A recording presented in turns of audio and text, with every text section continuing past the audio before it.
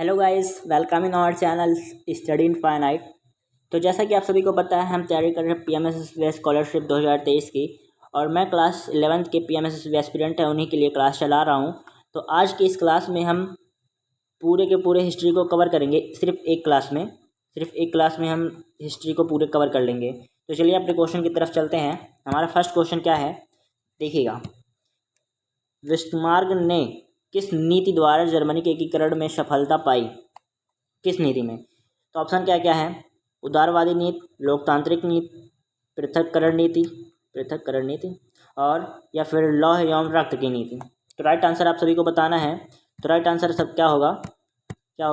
लौह एवं रक्त की नीति। लौह और रक्त की नीति का मतलब क्या है? सीधा सीधा जानो, युद्ध करना चाहता था। युद्ध करके ये एकीकरण किया था उन्होंने। तो देखिए नेक्स्ट क्वेश्चन क्या कह रहा है, निम्नलिखित में से किस युद्ध में जर्मनी के एकीकरण का सपना पूर्ण हो गया? देखिए यहाँ पे युद्ध हो भी गया, तो यहाँ पे किस युद्ध का, उसका नाम क्या था? तो देखिए ऑप्शन क्या क्या दिया है, फ्रांस एवं पर्शिया का युद्ध, इटली और फ्रांस का युद्ध, ऑस्ट्रिया होना चाहिए था, यहाँ पे यूँ होना चाहिए ऑस्ट्रेलिया का युद्ध, या फिर जोल्वेरिन का युद्ध। तो राइट आंसर क्या होगा? ऑप्शन ए जो है वो हमारा राइट आंसर होगा, फ्रांस एवं पर्शिया का युद्ध। और इस क्लास का पीडीएफ आपको डिस्क्रिप्शन में मिल जाएगा, वहाँ से आप इसको देख सकते हैं और अपनी प्रिपरेशन बढ़िया तरीके से कर सकते हैं। तो चलिए देखिए तीसरा क्वेश्चन क्या कह रहा है, वियना की संधि 1815 ईस्वी में के बाद लोम्बार्ड एवं वेनेशिया पर किसका अधिकार हो गया? तो ऑप्शन क्या क्या है, ऑस्ट्रिया, इटली, डेनमार्क या फिर फ्रांस। तो ऑप्शन क्या होगा, राइट आंसर क्या होगा? जो है इटली, जो है ऑस्ट्रिया इज राइट आंसर। चलिए बिल्कुल। चौथा क्वेश्चन कह रहा है, राष्ट्रवाद का प्रारंभ किस देश से हुआ? जर्मनी से हुआ, फ्रांस से हुआ, इटली से हुआ या फिर इंग्लैंड से हुआ? तो राइट आंसर क्या होगा? राइट आंसर होगा फ्रांस से। आप सभी को पता है कि मैटरनिक ने कहा था कि जब फ्रांस जीतता है तो पूरे यूरोप को सर्दी होता है। चलिए पांचवा क्वेश्चन क्या कह रहा है, पर्शिया के राजा विलियम प्रथम को जर्मनी का सम्राट कब घोषित किया गया? दिसंबर 1870 में, जनवरी 1870 में, जनवरी 1871 में, जनवरी 1872 में। तो राइट आंसर क्या होगा? पर्शिया के राजा, तो जनवरी के 1871 में पर्शिया के राजा को जर्मनी का सम्राट बनाया गया था, जनवरी 1871 में। बिल्कुल। चलिए नेक्स्ट क्वेश्चन देखते हैं, नेपोलियन का संबंध किस देश से था? आप सभी को पता है नेपोलियन भैया किस देश के थे? फ्रांस। इनका संबंध फ्रांस से था। बिल्कुल। निम्नलिखित में से किसने इटली का एकीकरण संभव बनाया? तो इटली का एकीकरण संभव बनाने के लिए सिर्फ एक हाथ नहीं लगा था, उसमें कई लोगों का सहयोग था। तो इसमें मेजनी, काबूर, गैरिबाल्डी सभी का योगदान रहा है। तो इसलिए हमारा राइट आंसर क्या होगा? ये सभी। आप सभी को पता है कि जो मेजनी है इनको क्या कहा जाता है कि इटली के एकीकरण का पैगंबर, और जो गैरिबाल्डी हैं इन्हें कहा जाता है इटली के एकीकरण का तलवार। चलिए, जर्मनी के एकीकरण में मुख्य भूमिका किसकी रही थी? जुसेप्पे गैरिबाल्डी का, ओटोमन बिस्मार्क का, नेपोलियन का, इनमें से कोई नहीं। तो किसका पूछा है? जर्मनी का, तो सभी को पता है बिस्मार्क। चलिए, विलियम प्रथम 1861 ईस्वी में कहाँ का शासक था? तो विलियम प्रथम हमने देखा था अभी 1871 में, वो कहाँ का बन गया था? जर्मनी का बन गया था। तो इससे पहले कहाँ का था? इससे पहले पर्शिया का था। बिल्कुल। चलिए, क्रीमिया का युद्ध कब हुआ? क्रीमिया का युद्ध कब हुआ? ऑप्शन क्या है, 1852 में, 1853 में, 1854 में, 1858 में। तो राइट आंसर क्या होगा? 1853 में। 1853 में क्रीमिया का युद्ध हुआ। बिल्कुल। चलिए देखिए 11वां क्वेश्चन क्या है, गदर पार्टी की स्थापना किसने और कब की? तो गदर पार्टी है, एक पार्टी थी, फिल्म मत सोच लीजिएगा गदर फिल्म। तो देखिए ऑप्शन क्या क्या है, गुरदयाल सिंह 1916, चंद्रशेखर आज़ाद 1920, लाल हरदयाल 1913, सोहन सिंह भाखना 1918। तो राइट आंसर क्या होगा? Option is D, right answer.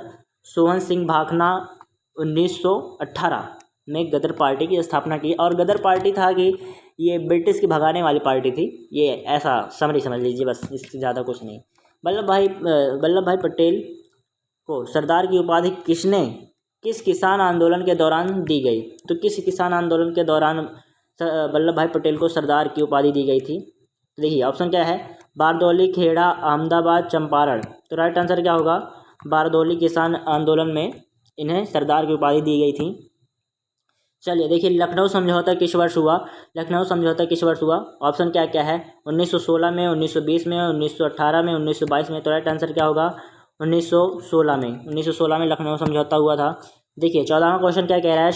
असहयोग आंदोलन का प्रस्ताव कांग्रेस के किस अधिवेशन में पारित हुआ?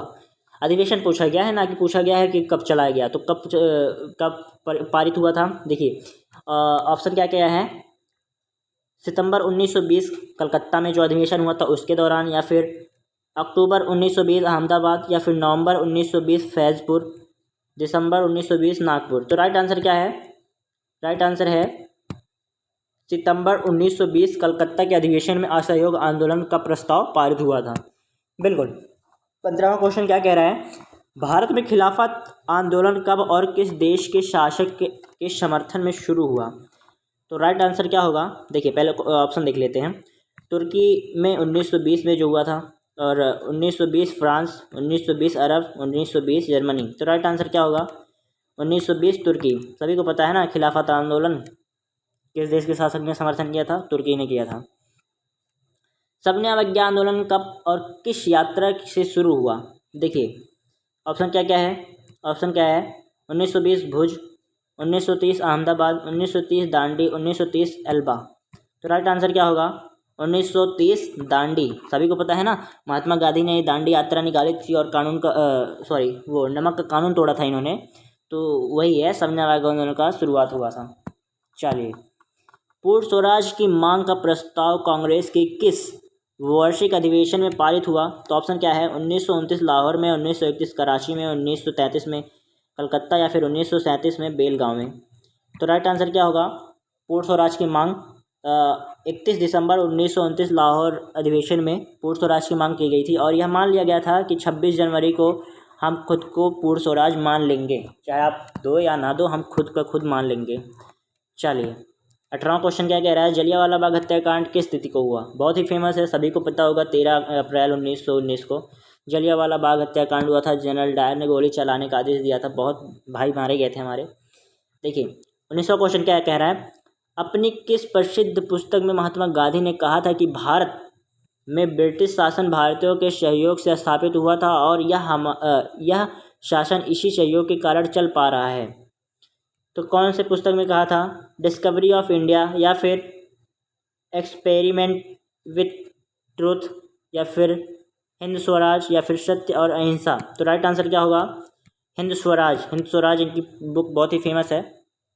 चलिए 20वां क्वेश्चन देख लेते हैं। दक्षिण अफ्रीका में महात्मा गांधी जी के भारत आने पर उनका सबसे पहला सत्याग्रह आंदोलन कौन सा था? तो कौन सा था? खेड़ा आंदोलन था, या फिर बारदौली, या फिर चंपारण आंदोलन, या फिर व्यक्तिगत सत्याग्रह आंदोलन। तो राइट आंसर क्या होगा? चंपारण आंदोलन। तो आप सभी को पता होगा 1917 में चलाया गया था। कहाँ पे? चंपारण आंदोलन, बिहार में। और उसके बाद 1918 में 1918 में चलाया गया अहमदाबाद में, और 1918 में फिर से चलाया गया अहमदाबाद में सत्याग्रह चलाया गया था, और 1918 में फिर से चलाया गया था खेड़ा के लिए, खेड़ा आंदोलन किया गया था।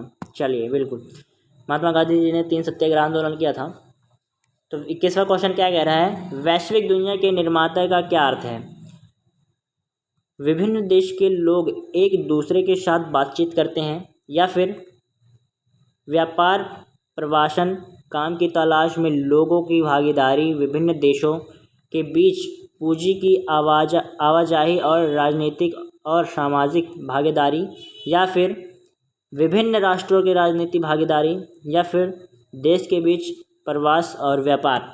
तो राइट आंसर क्या होगा? Option is the B. B क्या कह रहे हैं? व्यापार, प्रवासन, काम की तलाश, लोगों की भागीदारी, विभिन्न देशों के पूंजी की आवाजाही, और राजनीति समाज की भागीदारी। ये राइट आंसर है वैश्वीकरण दुनिया का, अगर हम शॉर्ट में अर्थ समझे तो। चलिए 22वां क्वेश्चन क्या कह रहा है? प्राचीन व्यापार में एक सहस्त्राब्दी से अधिक समय तक किस मुद्रा का उपयोग किया जाता था? तो किसका किया जाता था, सिक्के का या फिर पेपर नोट्स का या फिर कौड़ी। कौड़ी किसे कहते थे, हिंदी कौड़ी या शंख। कोई मुद्रा नहीं वस्तु विनिमय पर डाली, तो राइट आंसर क्या होगा, ऑप्शन सी कौड़ी, जिसे हिंदी कौड़ी या फिर शंख कहते थे। चलिए 23वां क्वेश्चन क्या है, रेशम मार्ग से क्या अभिप्राय है। विभिन्न मार्ग पर यात्रा करने वाले पश्चिम की ओर जाने वाले चीनी रेशम कार्गो के महत्व की ओर इशारा करता है। रेशम का आयात निर्यात या फिर एशियाई मार्ग का इस्तेमाल किया या फिर एशिया में एक और एशिया के बाहर उपयोग किया जाने वाले मार्ग। तो राइट आंसर क्या होगा, राइट आंसर होगा ऑप्शन इज ए, विभिन्न मार्गों पर यात्रा करने वाले पश्चिम की ओर जाने वाले चीनी रेशम कार्गो के महत्व की ओर इशारा करते थे। ये सही है बिल्कुल। देखिए 24वां क्वेश्चन क्या कह रहा है, डॉन ऑफ द सेंचुरी का प्रकाशन किस वर्ष किया गया। तो किस वर्ष किया गया था, ऑप्शन देखते हैं 1905 में या फिर 1900 या फिर 1908 में या फिर 1910 में। तो राइट आंसर क्या होगा, 1900 में। यह एक संगीत वाली बुक थी, इसलिए इसका जिक्र किया गया है। चलिए 25वां क्वेश्चन क्या कह रहा है, क्रिस्टोफर कोलंबस द्वारा अमेरिका की खोज के बाद यूरोप और एशिया में कौन से खाद्य पदार्थ पेश किए गए। तो सभी को पता है क्रिस्टोफर कोलंबस ने कब खोज किया था, 1992 में। तो 1992 नहीं, 1492 में किया था क्रिस्टोफर कोलंबस ने अमेरिका की खोज, अमेरिका के मार्ग की खोज ये कह सकते हैं। और वो निकला था भारत के लिए और पहुंच गया अमेरिका। चलिए ऑप्शन देख लेते हैं, आलू, सोया, मूंगफली, मक्का, मटर, मिर्च और शकरकंद, या फिर मांस, या फिर गेहूं और चावल, या फिर समुद्री भोजन। तो राइट आंसर क्या होगा, ऑप्शन इज ए, आलू, सोया, मूंगफली, मक्का, मटर, टमाटर, मिर्च, शकरकंद, बिल्कुल। देखिए 26वां क्वेश्चन क्या कह रहा है, यूरोप के गरीबों ने बेहतर खाना शुरू कर दिया और यहाँ डैश किया है, क्या खाना शुरू कर दिया था, कि परिचय के साथ लंबे समय तक जीवित रहें। तो किसके साथ रहे थे, ऑप्शन देख लेते हैं, क्या क्या कहें, मक्का या फिर आलू या फिर सोया या फिर चावल। तो राइट आंसर होगा ऑप्शन बी, आलू। आप सभी को पता है आयरलैंड में आलू का अकाल पड़ा था, आयरलैंड जो कि यूरोप में ही है, तो आप समझ सकते हैं। 27वां क्वेश्चन क्या है, 26वीं सदी में खोजे जाने के बाद अमेरिकी महाद्वीप के किस वस्तु ने यूरोप की संपत्ति को बढ़ाया और एशिया के साथ उसके व्यापार को वित्त पोषित किया, मतलब आदान प्रदान किया। तो ऑप्शन क्या है, खाद्य उत्पाद या फिर नकदी फसलें या फिर कीमती धातु या फिर विशेष रूप से चांदी। तो मिट्टी के बर्तन और कला। तो राइट आंसर क्या होगा, कीमती धातुएं विशेष रूप से चांदी। यहाँ पे बहुत से मिनरल पाए जाते हैं, सोना, चांदी, विशेष रूप से चांदी बहुत ज़्यादा ही मात्रा में पाया गया था, इसलिए यहाँ पे यूरोपियों ने अपना डेरा डाला था। चलिए 28वां क्वेश्चन क्या है, कौन सी बीमारी यूरोप से अमेरिका तक पहुंची और अमेरिका के मूल निवासियों की सामूहिक मृत्यु के लिए जिम्मेदार थी, सामूहिक। तो ऑप्शन क्या था, ऑप्शन क्या क्या है, प्लेग, हे फीवर, चेचक, चिकन पॉक्स। तो राइट आंसर क्या होगा, चिकन पॉक्स, चेचक। चलिए डिसेंटर कौन था, सभी धार्मिक प्रथाओं में विश्वास रखने वाला या फिर उपदेशक या फिर धर्म और राजनीति का अनुयायी या फिर जो स्थापित मान्यताओं और प्रथाओं को स्वीकार करने से इनकार करता था। राइट है डी, जो स्थापित मान्यताओं और प्रथाओं को स्वीकार करने से इनकार करता है, वही डिसेंटर था। चलिए 30वां क्वेश्चन देख लेते हैं, व्यापार के रूप में यूरोप एशिया में किस मुद्रा में वापस आया। देखिए यूरोप से एशिया पूछ रहा है, यूरोप से एशिया। तो ऑप्शन देख लेते हैं, सोना और चांदी यूरोप से एशिया की ओर प्रवाहित होता था, मुद्रा यूरोप से आई थी, कौड़ी विभिन्न वस्तुओं की वस्तु विनिमय प्रणाली। तो राइट आंसर होगा ए, सोना और चांदी यूरोप से एशिया की ओर प्रवाहित होता था। चलिए 31वां क्वेश्चन क्या कह रहा है, इंग्लैंड में सबसे पहले किस दशक में कारखाने खुलने लगे थे। तो ऑप्शन क्या क्या है, 1730 दशक में, 1720 के दशक में, 1740 के दशक में, 1750 के दशक में। तो राइट आंसर क्या होगा? 1730 के दशक में यहाँ पे कारखाने खुलने शुरू हो गए थे। आप समझ सकते थे कि इंग्लैंड में कितना पहले कारखाने खुलने शुरू हो गया। हमारे यहाँ तब तक तो राजा का शासन चलता था, राजा का नहीं, तब तक अंग्रेज़ों का आ गया था। चलिए 32वां क्वेश्चन क्या है? जेम्स वाट ने अपने भाप के इंजन का पेटेंट किस वर्ष कराया? तो ऑप्शन क्या है? 1865 में, या फिर 1871 में, 1873 में, या फिर 1875 में। तो राइट आंसर क्या होगा? किस वर्ष कराया? 1871 में। बिल्कुल। चलिए और देख लेते हैं। 33वां क्वेश्चन है, समाचार पत्र केसरी का प्रकाशन निम्न में से किसने किया था? महात्मा गांधी जी ने, बाल गंगाधर तिलक ने, मदन मोहन मालवीय ने, या फिर प्रताप नारायण मिश्र ने। तो राइट आंसर क्या होगा? बाल गंगाधर तिलक ने। बिल्कुल। 34वां क्वेश्चन क्या है? उत्तरी भारत में एल्गिन मिल 1860 के दशक में कहाँ खोली गई? नागपुर में, बम्बई यानी कि मुंबई, और या फिर कानपुर में, या फिर चेन्नई में। तो राइट आंसर क्या होगा? कानपुर में। राइट सी है, सी इज़ राइट आंसर। बिल्कुल। चलिए, मद्रास में पहली कताई और बुनाई मिल किस वर्ष अस्तित्व में आई? देखिए ऑप्शन क्या क्या है? 1874 में, 1878 में, 1876 में, 1880 में। तो राइट आंसर क्या होगा? 1874 में क्या हुआ था? कताई और बुनाई की मिल अस्तित्व में आई थी। आप समझ सकते हैं वहाँ पे 1730 के दशक में फैक्ट्रियाँ लगने शुरू हो गई थी। हमारे यहाँ 1874 में कताई बुनाई के अस्तित्व में आ रहे थे।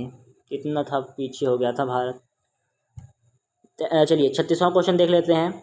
इंग्लैंड में सर्वप्रथम कपड़ा कारखाना किस दशक में खुला? अब देख लीजिए, कपड़ा कारखाना भी खुलने लगा। तो ऑप्शन ए क्या कह रहा है? 1730 के दशक में, 1740 के दशक में, 1750 के दशक में, 1760 के दशक में। तो राइट आंसर क्या होगा? 1760 के दशक में कपड़ा कारखाना खुलना शुरू हो गया था। चलिए अभी आगे देखते हैं। 37वां क्वेश्चन क्या कह रहा है? निम्न में से किस दशक में सूती वस्त्र उद्योग इंग्लैंड का सबसे बड़ा उद्यम हो गया था? अब देखिए, सबसे बड़ा उद्योग हो गया कपड़ा उद्योग। चलिए देखते हैं ऑप्शन क्या है। 1840 के दशक में, 1850 के दशक में, 1860 के दशक में, 1830 के दशक में। तो कब हो गया था? 1830 के दशक में। बना कब? 1860। और सबसे ज़्यादा फेमस कब होने लगा? 1830 में। तो कितने साल का अंतर आप देख सकते हैं? सिर्फ और सिर्फ 40 और 30, यानी कि 70 सालों में, बस 7 दशकों में। 38वां क्वेश्चन क्या है? भारत में 1911 में अधिकांश उद्योग निम्न में से किन राज्यों में स्थापित किए गए? बम्बई और मद्रास में, या फिर बिहार और उत्तर प्रदेश में, बंगाल और मुंबई में, या फिर तमिलनाडु और पुदुचेरी में। तो राइट आंसर क्या होगा? बंगाल और बम्बई में। बिल्कुल। तो जादूगर की तस्वीर इंग्लैंड प्रिंटर्स में कब प्रकाशित हुई? तो राइट आंसर क्या होगा इसका? 26 जनवरी 1901 में। सीधा आंसर मैं बता देता हूँ। 26 जनवरी 1901 में इनकी प्रिंटर्स में प्रकाशित हुई थी। चलिए 40वां क्वेश्चन क्या कह रहा है? निम्न में से किस वर्ष चीनी में स्याही लगे काठ यानी कि ठप्पा जो होता है ना, ऐसे रहता है काठ, इसमें लिखे रहते हैं। चलिए, के ब्लॉक या तख्ती पर कागज़ को रगड़कर किताबें छापे जाने लगे। तो कब हुआ था ये? ऑप्शन देखते हैं। 582 में, या फिर 590 में, या फिर 585 में, या फिर 594 में। तो राइट आंसर क्या है? 594, यानी कि डी इज राइट आंसर। चलिए 41वां क्वेश्चन देखते हैं। जापान में छापी जाने वाली पुरानी पुस्तक डायमंड सूत्र किस वर्ष छापी थी? 868 ईस्वी में, 872 ईस्वी में, 840 की, या फिर 875 ईस्वी में। तो राइट आंसर क्या है? 878 ईस्वी में डायमंड सूत्र पुस्तक छापी गई थी। मार्को पोलो निम्न में से किस वर्ष चीन से इटली वापस लौटा था? तो ऑप्शन क्या क्या है? 1290 से, 1295 ईस्वी में, 1298 ईस्वी में, 1250 ईस्वी में। तो कब लौटा था वापस? 1295 ईस्वी में। बिल्कुल। निम्न में से मार्टिन लूथर क्या था? मार्टिन लूथर क्या था? सभी को पता है मार्टिन लूथर क्या था? एक धर्म सुधारक था। बिल्कुल। गुटेनबर्ग में छपाई यंत्र द्वारा छापी जाने वाली पहली पुस्तक कौन थी? पहले पुस्तक पूछा था, ये इंपॉर्टेंट क्वेश्चन है। The Republic, Bible, Gitanjali, Quran. तो राइट आंसर क्या होगा? बाइबल छापा गया था गुटेनबर्ग में पहली बार। चलिए 45वां क्वेश्चन देख लो क्या है। बंगाल गजट साप्ताहिक पत्रिका का संपादन जेम्स हिक्की द्वारा किस वर्ष आरंभ किया गया था? तो ऑप्शन क्या क्या है देख लो। 1780 ईस्वी में, 1782 में, 1785 में या फिर 1783 में। तो राइट आंसर क्या होगा इसका? राइट आंसर होगा option A is right answer, 1780 में। बिल्कुल। राजा राम मोहन राय ने किस वर्ष संवाद कौमुदी का प्रकाशन किया? ऑप्शन क्या क्या है? 1815 में, 1821 में, 1817 में, 1867 में। तो राइट आंसर इसका क्या होगा? ऑप्शन सी, यानी कि यहाँ पे बी होना चाहिए था, सी हो गया। चलिए कोई बात नहीं, 1821 में। बिल्कुल। तुलसीदास की 16वीं सदी की पुस्तक रामचरितमानस का पहला मुद्रित संस्करण कोलकाता से कब प्रकाशित हुआ? ऑप्शन क्या है? 18 ईस्वी में, 1800 ईस्वी में, 1802 में, 1808 में, 1810 ईस्वी में। तो राइट आंसर क्या होगा? 1810 ईस्वी में। बिल्कुल। चलिए आगे देखते हैं। गुटेनबर्ग ने किस वर्ष छपाई संबंधित यंत्र बनाने का कार्य पूरा किया था? तो कब किया था? 1448 ईस्वी में गुटेनबर्ग ने छपाई संबंधित यंत्र पूरा कर लिया था। यानी कि यहाँ पे हम यह कह सकते हैं कि 15वीं शताब्दी में छापे जाने वाली मशीन तैयार हो गई थी। तो यहाँ पे हमारा सेशन ख़त्म होता है। बिल्कुल। तो यहाँ से हिस्ट्री हमने कंप्लीट कर लिया। एक क्लास में हिस्ट्री कंप्लीट कर लिया है। और इसके आगे हम देखते हैं दूसरे टॉपिक पे वीडियो बनाएंगे। और कमेंट कीजिएगा जो भी आपको समझ में ना आया हो और जिस पर भी वीडियो चाहिए। और PDF को आपको डिस्क्रिप्शन में मिल जाएगा इसका। तो चलिए नेक्स्ट क्लास में मिलते हैं, तब तक के लिए जय हिंद, जय भारत, धन्यवाद।